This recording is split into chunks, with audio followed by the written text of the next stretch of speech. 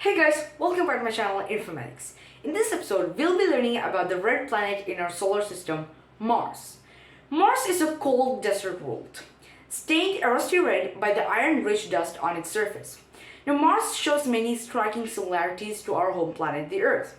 Now, the images returned by the NASA spacecraft shows a world that looks eerily familiar. Eerily familiar means strangely familiar, with its deserts, rolling hills, great canyons, volcanoes, and its husky sky flecked by occasional white clouds. Now, one day on Mars, that is the rotational period of Mars, is 24.6 hours, that is almost 25 hours. And 1 year on Mars, that is the orbital period of Mars, is 687 Earth days. So 1 year on Mars is double the year on the Earth. And also the tilt of the axis of our planet is 23.5 degrees. The tilt of the axis of Mars is 25.2 degrees. So 2 degrees steeper than our planet's axis. So despite all these parallels, Mars and Earth are two different worlds, separated by the Earth's mass, these functions. Alright? And also, with only 1/10 of the Earth's mass, Mars lacks the gravity to hold on to a dense atmosphere. And its dense air, its weak air, has no enough oxygen. And also, the Earth's molten core, it generates a protective magnetic field so that it can deflect the sun's solar radiation, the harmful radiation. But Mars's smaller and partially solidified core, it does not generate a protective magnetic field to deflect the sun's harmful radiation.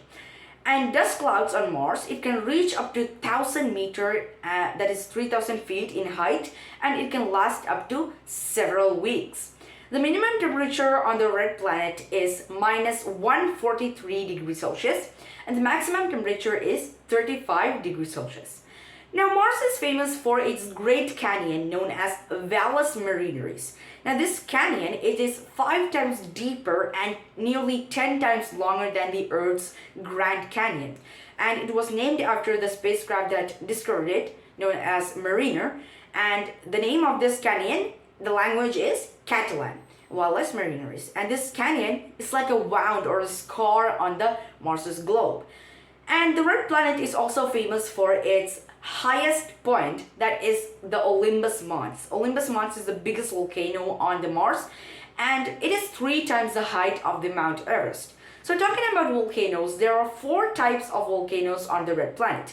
They are, first one, Mons, second, Solus, third, Patera, and fourth is Rootless. Now the first one is Mons. Mons, Olympus Mons, Pavonis Mons. This Mons is known as shield volcanoes because they're shaped like a shield. And Thalus, they're known as dome volcanoes because they're shaped like a dome. And Patera, this is like a saucer. And Rootless is like a cone volcano, like the volcanoes on Earth. Now let us take a look at the Mars's structure. So guys, this is the structure of Mars.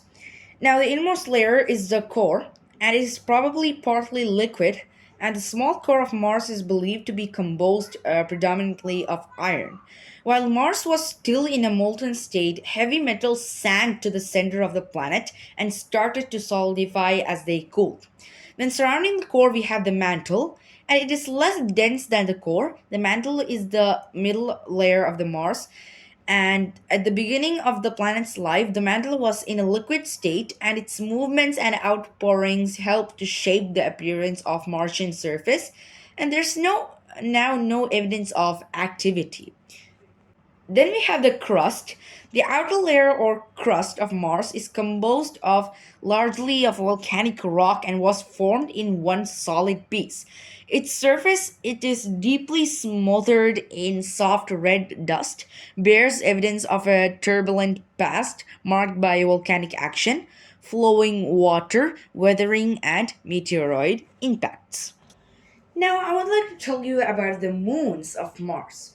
Now, Mars has 2 moons, Phobos and Deimos.